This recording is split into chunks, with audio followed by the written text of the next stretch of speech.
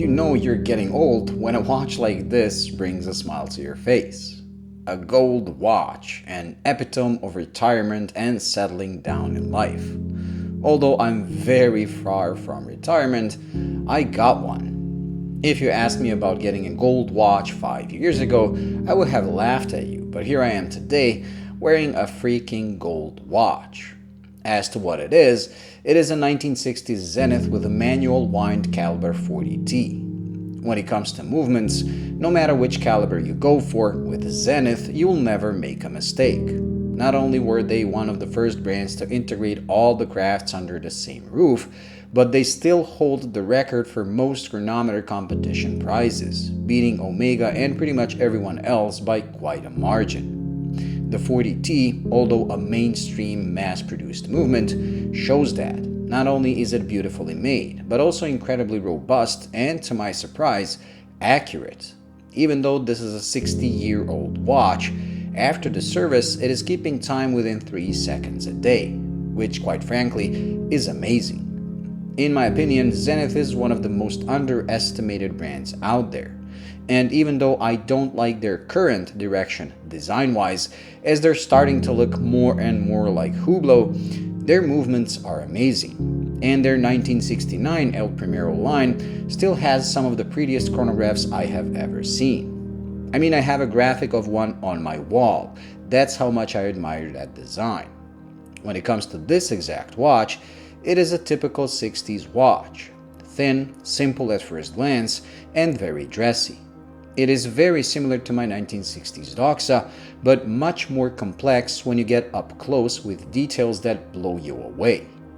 To me, these simple dress watches from the 60s are some of the prettiest ever made, and this one takes that look to a whole new level.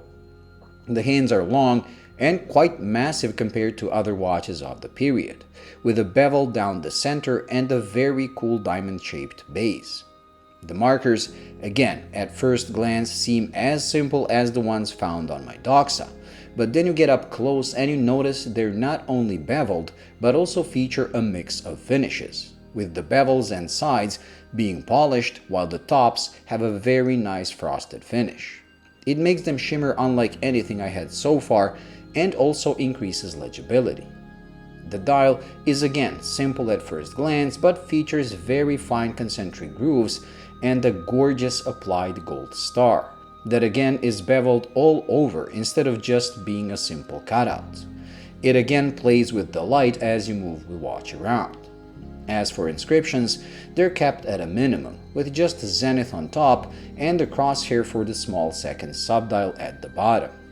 The watch also features minute hashes, which may reduce its dress factor, but I actually prefer it, as you always know exactly what time it is, instead of guessing, which is so much in the spirit of Zenith given their pursuit of precision and accuracy.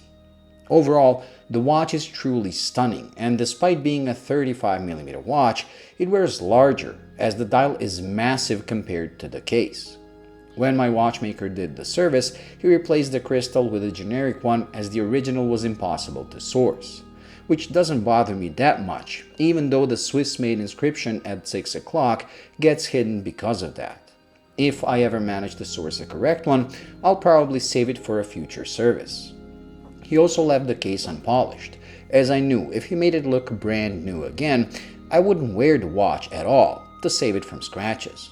Like this, I do wear it and plan on adding scratches of my own. It actually came with the original Zenith leather when I purchased it, but being almost as old as the watch itself, it cracked as soon as I started bending it, so I custom ordered 2 alligator straps for it, one brown and one black, and also sourced an extra buckle so I can easily switch between the two. Now, if you love these types of watches like I do, check out Zenith, as the prices of their precious metal models usually undercuts steel Omegas of the same era. For that reason, I will not tell you the price I paid for this, as I'm ashamed at how cheap I got it. Thank you for watching. I hope you enjoyed and found it useful. If you did, please like and subscribe, and I'll see you in the next one. Bye.